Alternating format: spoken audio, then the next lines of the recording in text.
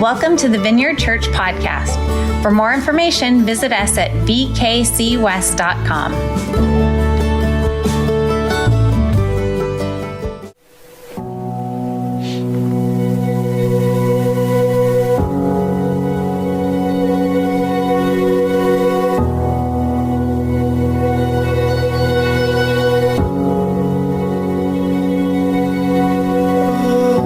So much has changed since last Easter. The world has been shaken. Life has been disrupted. What we once called normal seems like it may never return. It's been easy to be discouraged, to lose hope, to feel the foundations of our faith begin to crumble. It's hard to keep our feet planted when the ground beneath feels like shifting sand. Now more than ever, we need to stand on the truth of Easter, a day which changed our eternity, changed our world forever. Death was defeated by life. Sin was consumed by mercy. The grave was swallowed up by victory. See, even in the darkest of moments, the love of Jesus could not be stopped. His faithfulness could not be broken. And when the dust settled, Jesus, he stood alive and victorious. Today, may we remember the truth of Easter, the power of the resurrection, and the promise of eternity. Yes, the world has been shaken, but the grave, it's still empty. And Jesus, he's still risen.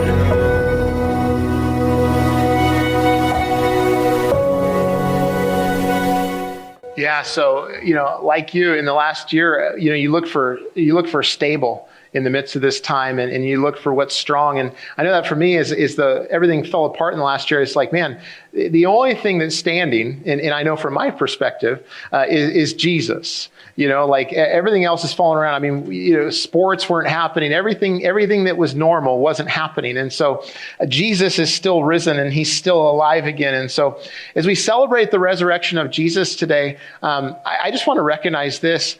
Maybe like me, maybe you're like me, maybe you're not a believer in Jesus. Like I went to church when I was 15 years old and I had no clue. I had no grid. You may be online or here in the building and not believe. You're not a follower of Jesus. And I just want to let you know, we're so glad you're here. And today's a great day for you to be here to hear about this. But I do want to address those of us that say we believe when it comes to the resurrection. I want to push on us a little bit because I think that sometimes we kind of put the resurrection of Jesus into just this kind of normal category or just kind of another thing amongst other things that we believe, and it's something, when actually the resurrection is absolutely everything. The New Testament ripples out from this core of the resurrection of Jesus Christ. All of the theology, all of the doctrines, all of the belief that you see in the New Testament writings is from this idea of the resurrection. Paul, who was one of the early followers of Jesus, he wrote most of the New Testament. He actually said, unless Jesus is risen from the grave, your faith is absolutely in vain. Like, you're still in your sins. Nothing's changed. Just you're believing a fairy tale. You're absolutely believing a fairy tale if Jesus hasn't risen from the grave. And so the resurrection of Jesus is everything. It's absolutely everything to our faith and the truth. Now, John, who wrote the gospel that we're going to read of his resurrection account today, he was one of the earliest followers of Jesus. And he was a fisherman. And so much like other followers, Jesus came upon him one day and he said, "Follow me." And so John lays down his nets and he follows Jesus and goes after him. But John wrote a bunch of books in the New Testament too. And he wrote the book of Revelation, the last book in the Bible. And in there, Revelations 21, verse 5, Jesus said this to him, it's recorded. "Look, I am making everything new." And I would guess that even though this is years later, even decades later after the resurrection of Jesus, that John would have been super excited about that because it framed everything for him to know, like, what are you doing through the resurrection? Like, we know it happened. We know you're alive. We know you did this, but what are you doing? And he's doing exactly that. He's making absolutely all things new. That's what God's doing through the resurrection. So it brought clarity for John. It can bring clarity for us. So if you have a Bible or app or whatnot, you can turn to John chapter 20. That's where we're going to end up today. But as we read this, realize that as humans, we look for homeostasis. And homeostasis is like the ideal environment for life to happen in our minds, right? Some of us may have different places of homeostasis, but think normal. Right? Your mind right now, like when you're uncomfortable, you just want a normal situation. You just want things to be normal again. And I just want to encourage you today that hopefully you don't get normal because Jesus is making everything new. And his new is an absolutely new way to live. It's a new kind of humanity. It's a new life. And it's actually what everybody is working towards. Every person on the face of the earth, whether they're doing bad things or good things in our mind, is trying to reach this place of good according to them. But it's found in Jesus. It's found in this person of Jesus. And so if we want this new kind of humanity in Jesus, we actually have to surrender other ways of humanity. We have to surrender those other ways that are maybe more comfortable to get that new life. I knew for me, I met Jesus when I was 15 years old. I had never gone to church before. I walked into a Vineyard Church in San Luis Obispo, California, and a bunch of people. I just went there because they had video games. It was right up the walkway from my high school, and so I went in there. And I noticed, though, that they loved me and they fed me. And coming from a broken home, and I'm just like, my mom lived 2 hours away. I'm like, yes, I found my people, but then they told me about Jesus and I believed. But what I found out is that, is this life that he offered me was the best life ever. It was absolutely the best life ever. And I'm still exploring it after 30 years. And so C.S. Lewis, the author, he said this. He said, give up yourself and you'll find your real self. And so to find your real self, to get this life that Jesus has, you have to give up that other self. But here's the new way to be human from Jesus. Humans that walk in freedom, peace, joy, and unity. Isn't that what everybody you look and that's what they're trying to work for? Humanity where all is forgiven. Humanity where all is being made right, and humanity where all things are being made new. That's what's possible through the resurrection of Jesus. That's what's possible through this event that we're looking at today. So we're going to look a little bit deeper together. So John chapter 20, verse 1 says, early on Sunday morning, while it was still dark, Mary Magdalene came to the tomb and found that the stone had been rolled away from the entrance. And so Mary was a really, really early follower of Jesus. And Jesus had a huge impact upon her life. She was set free of just so much stuff. And so she was broken at this point. Jesus died. Her friend, her rabbi, her teacher had died brutally. And she shows up at the tomb on this early Sunday morning, the first Easter Sunday morning. And the stone was no longer at the entrance. And so these stones, imagine just a big, huge round stone, 2,000 pounds. 2,000-pound stone, and there'd be a channel, it kind of up on a hill, and then the entrance would be here. And when they would seal the tomb, when the dead person was put in there, it would roll down into this channel. So 2,000 pounds. And so you have gravity working against you. And, I have 3 gym rats in my family. I have 3 teenage boys, and all they do is work out, it seems like. And it helps me because every day, Dad, you going to the gym? You going to the gym? And they're getting so strong and big. But there's no way these guys could lift, 2,000 pounds. That's radical. 2,000 pounds of pure stone, and it's up against there. And so the stone, was it rolled into out of the trough? No, it was removed from the entrance. It was out of the way. And it wasn't removed so that Jesus could get out. The other gospels share that Jesus actually was already out, but it was removed so that you and I could go in, so that we could see that the tomb was empty. And so in verse 2, it says, she ran and found Simon Peter and the other disciple, the one whom Jesus loved. She said, they have taken the Lord's body out of the tomb, and we don't know where they have put him. Peter and the other disciples started out for the tomb. The other disciple's John, who's riding. They were both running, but the other disciple outran Peter and reached the tomb first. Don't you love it? Don't you love it? This is the kind of stuff that lawyers and judges and those that are in legal industry, they actually look for this to see if it's true. They look for these kind of details. Because if you're telling a lie or you're making something up, you just tell the bullet points. Here's this, here's this. But these kind of details add the flavor to it that shows this was absolutely. So John was younger than Peter, we think probably. And so he's saying, hey, I got there first. Verse 5, it says, he stooped and looked and saw the linen wrappings lying there, but he didn't go in. So John's personality is very much, and you may be this way. You see something out of the ordinary, you see something interesting, you say, okay, you know what? I'm going to stop and ponder this a little bit. I'm not going to jump in right away. Then Simon Peter arrived and went inside, and he also noticed the linen wrappings lying there. So Peter's personality is rambunctious and just spur of the moment. I'm just, what are we waiting for? Let's go. You see that all throughout the Gospels. And so he just dives right in to the tomb, and he's sitting there. And it says that he noticed the linen wrappings lying there, while the cloth that had covered Jesus' head was folded up and lying apart from the other wrappings. So what they would do when a person died is they would wrap them in these cloths, and they would put these aloes and these ointments on them to help preserve things and keep things in a tight package, per se, to use a lack of better term. But even after 3 days, to remove somebody from these, you would have probably had to use a knife to cut it loose because it would have hardened.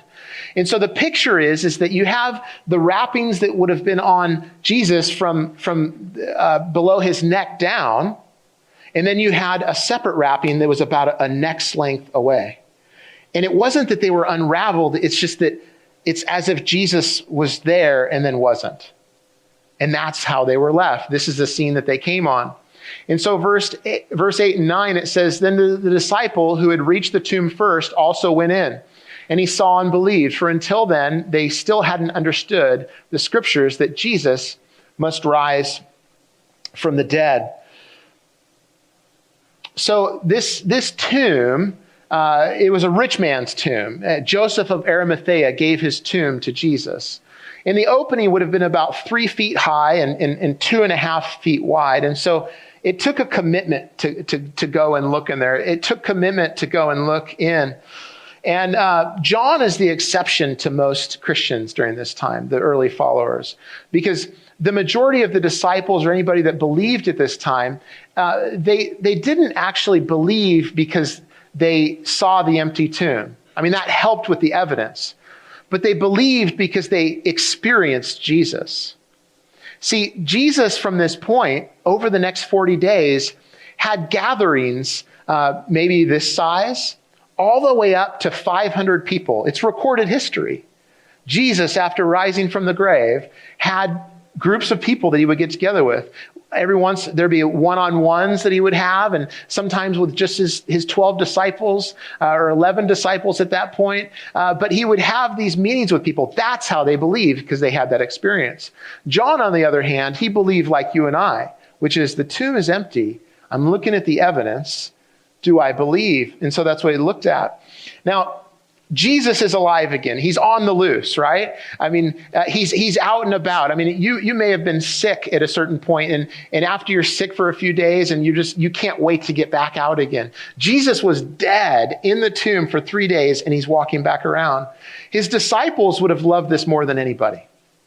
See, they lived life with Jesus. Like they were his roommates. They were the ones that traveled with him, that walked with him, that laughed with him. They were there when Jesus called children to him. And I don't know what you think about Jesus, but I would think that Jesus probably wrestled with the children. I know for me as a kid, like there was dads that wrestled with their kids, and then there was dads that didn't wrestle with their kids. Jesus was a wrestle guy. he would have been wrestling with them and having fun with them and laughing with them and tickling them. And I think that's who Jesus was. They were there when Jesus did that. They were there when they were at a wedding and they ran out of wine. And so Jesus at this great party, they're having a good time. And Jesus' mother comes to him. It's his first recorded miracle. And they say, hey, we're out of wine. And Jesus is, like, oh, come on. But he listens to his mother. And so, see, he makes this wine out of water. They're sitting there like, wow, who are we with? This guy knows how to party. This guy knows how to have a good time. I mean, that's the Jesus that they knew. And he was the Jesus that pushed against the religious authorities that actually said that they were close to God, but they were actually shown to be on the outside with God. They knew so much, but their hearts were so cold towards people, which revealed their cold hearts towards God. And Jesus set things right. And the people that felt like they could never come to God or be with God, Jesus actually showed, hey, actually, the gates are wide open because of me. You can come on in and be with God. They were there where he healed ears of people that couldn't hear, where he healed eyes where they couldn't see, where he touched lepers and where the outcasts were brought in. They saw all of that. And so they thought everything was changing. They thought everything was going to get better. They thought this was the time. This is where the Romans would be kicked out of Israel. This is where things would be better. But Jesus died. On that Thursday and Friday, he was arrested. He was beaten. He was spat upon. He was called names. A crown of thorns of 1.5 inch to 2 inch thorns was pressed down on his head. His back was whipped and torn apart. And the idea that was communicated is that it was like you couldn't tell that he was a man, that it was just, he was that poorly beaten. And then after all of that, he was given the horizontal beam of the cross strapped to his back, and he had to carry that up the hill to die. And they watched all of this, and then he died, and they were probably hoping that maybe he wouldn't, but he did. And so the fact that Jesus has now risen from the grave and that he's alive again made all the difference for these people, except there was one. There was one of the disciples. None of them expected it. They were so surprised. But there was one that said, come on, what are you guys talking about? And so it's Thomas. They call him Doubting Thomas. For over 2,000 years, Thomas is known as the one that doubts.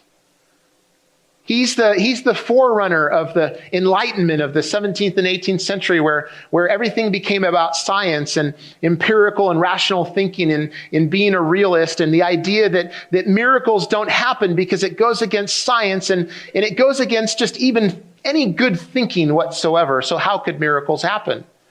Over the years as a pastor, I get so excited about the resurrection of Jesus because it's the core of my faith, the core of my belief. And people will tell me, well, Cody, that just doesn't happen.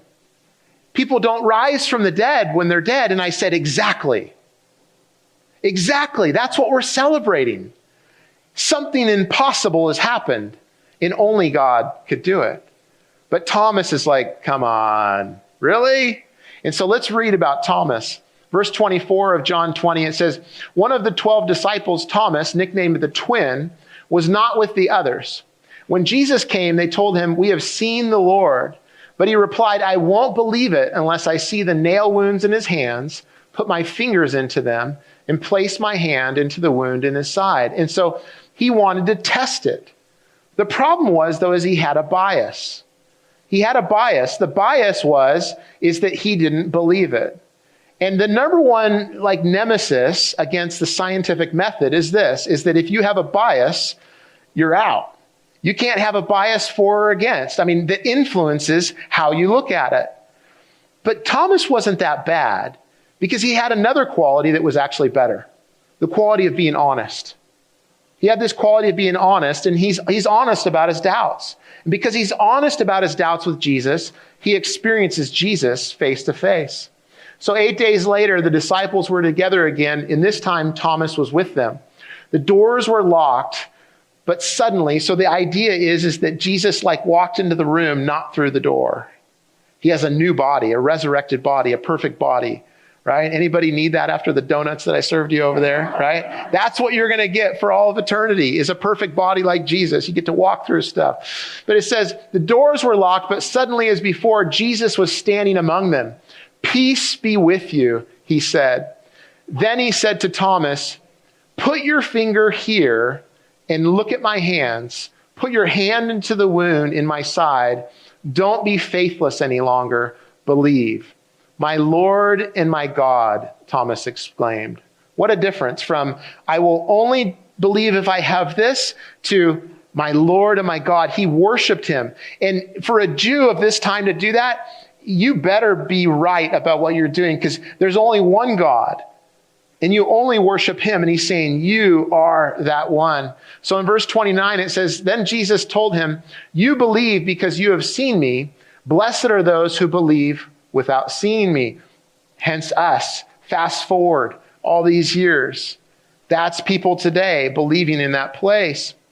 And so, Thomas was honest about his barrier.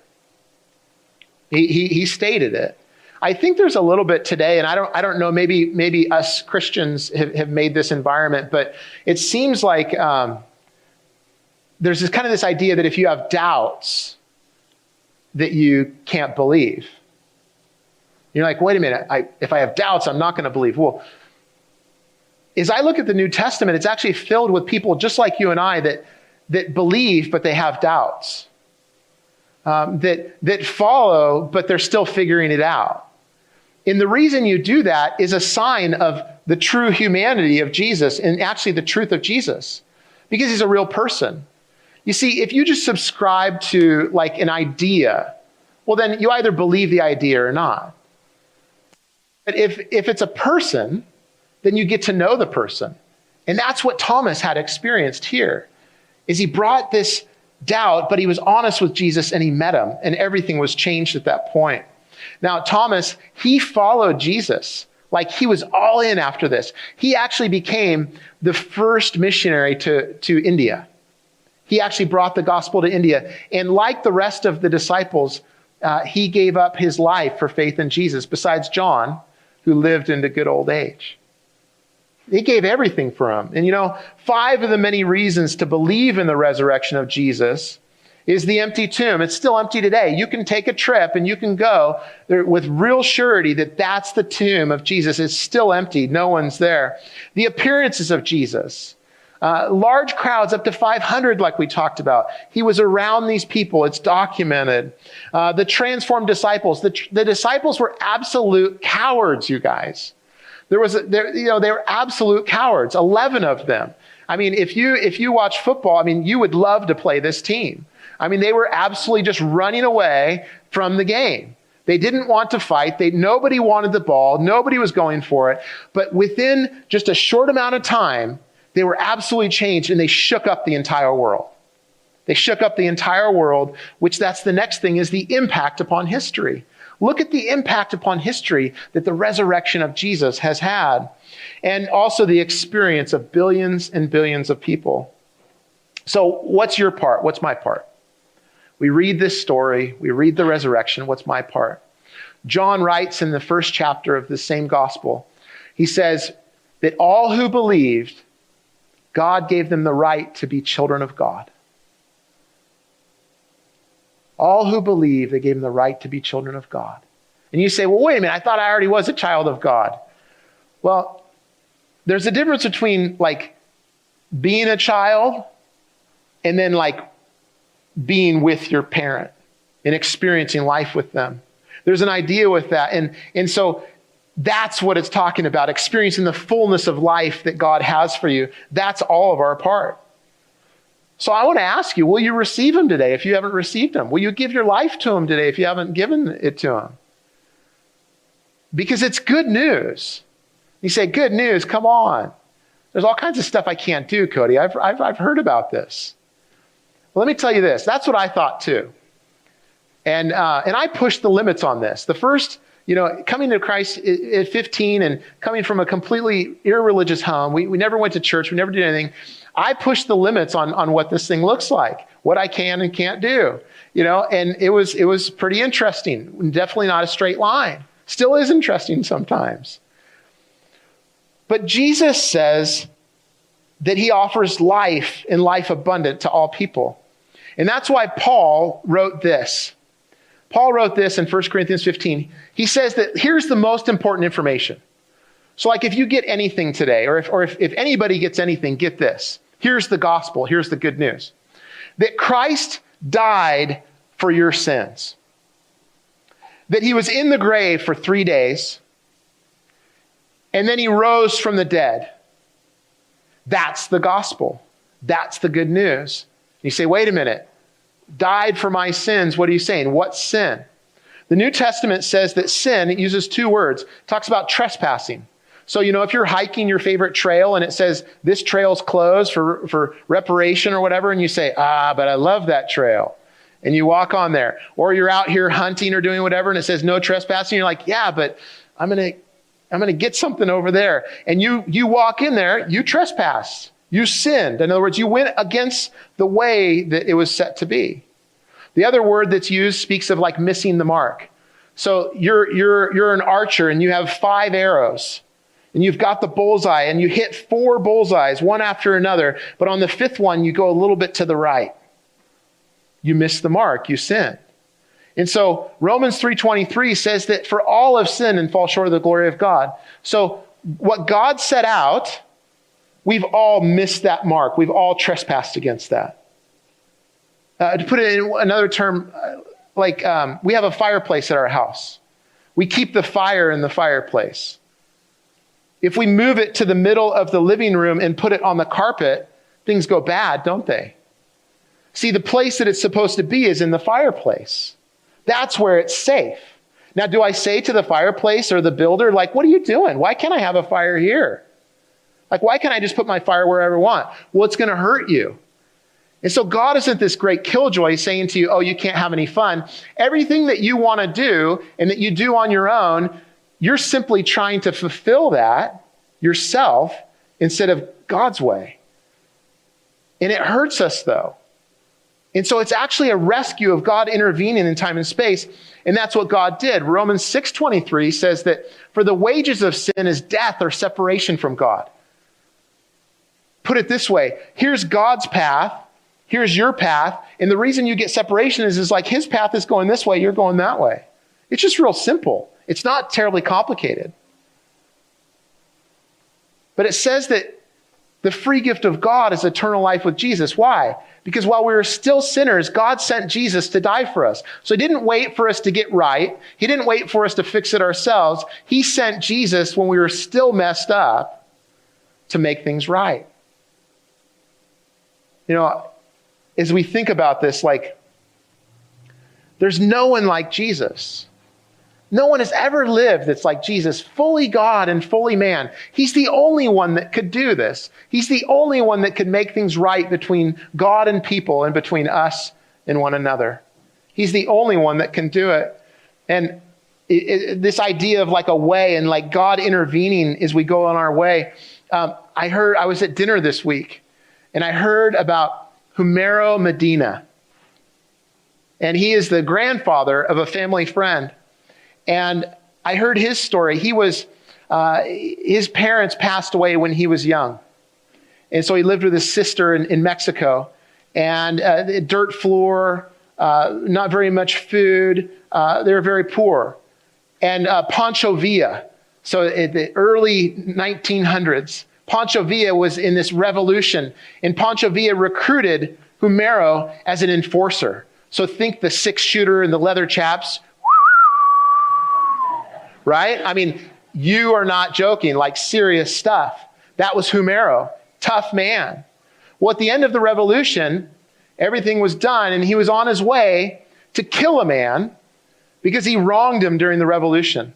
He was on his way that he chose to go kill a man. And on the way, there was these watering ways that they would use to water the irrigation in the area. And these ravines. And on the way, as he's going there was a baptism happening. He's going to kill a man, change his life, change his family's life, Everybody's going to change. Everything's going to change. And he sees a baptism happening. He stops and he hears about Jesus. God intervened in this man's life and he was baptized that day. That's such a clear picture of how God works. We are all on our way if we're not going God's way. And it may not be to kill a man today, but what are you on your way to do? See, you may not think that what you're about to do or where you're headed, and you may think that it's far off. But here's what I know with how we mess up our lives. We actually, when we look at our life, we say, man, I've messed this up. This is bad. We think like, how did I get here? A mentor of mine actually did a study for his PhD and looked at moral failures of leaders and Christian leaders. And they all said this: I had no idea how I got there. It was just like all of a sudden I was here and then I was there and I ruined my complete life, my career, my family, everything. And it was this, he put it this way. It was way over there where they messed up their life. It was way over there. But the problem is that they were pulling on a rope day after day after day, just a little, just a little, just a little. And the same as with our way. We walk down our path, whether it's Humera, where I'm going to kill a man, or it's something else, and we ultimately will wreck our lives. That's why God says, look, you're sinning. You're doing things in ways that are away from my ways. Here's my way. Will you have it? I've done everything. I've prepared everything. Will you receive it? That's what God offers to all of us, just like Humera. Now, Humera, 2 of his sons became pastors. You're like, well, that's impressive for you. But, I don't know. What if he became like me? And the point is this, is that they became a part of, not that pastor is the ultimate career, but they became a part of what God was doing, God's redemptive work. But, imagine if maybe he had killed the man. I don't know. What would they have become? What would have happened? The woman, that's her grandfather. She lives here in Kansas City, married to a family friend. Look how their lives are different. She has children. Their children are different because of this. Generations after generations after generations have received blessing instead of cursing because God intervened at that moment. But most importantly, Humera received it and responded. And so we're going to pray, and I want to give you that opportunity. I want to give you that opportunity, whether you're online or here, to receive Jesus as well, to go his way instead of your way. So let's pray. God, we thank you so much for your great love for us. We thank you for the power of your resurrection that changes even us, God. And so just while we're praying today, just heads are bowed, and you're here. If that's you, whether you're online or here, and you're saying, yeah, you know what? I need God to intervene in my life like he did into Humera's life. I need God to intervene in my life like he did Thomas's life. If that's you, I want you to pray this prayer in your heart, just in the quietness of your heart. Lord, come into my life. I am in need of a Savior. I ask you to wash me and cleanse me and make me new. I believe that you died for my sin and that you rose again from the dead. So now fill me with new life by your Spirit. I now make you Savior and Lord of my life. Thanks for listening this week. If you are looking for ways to serve, give, or get connected, go to vkcwest.com.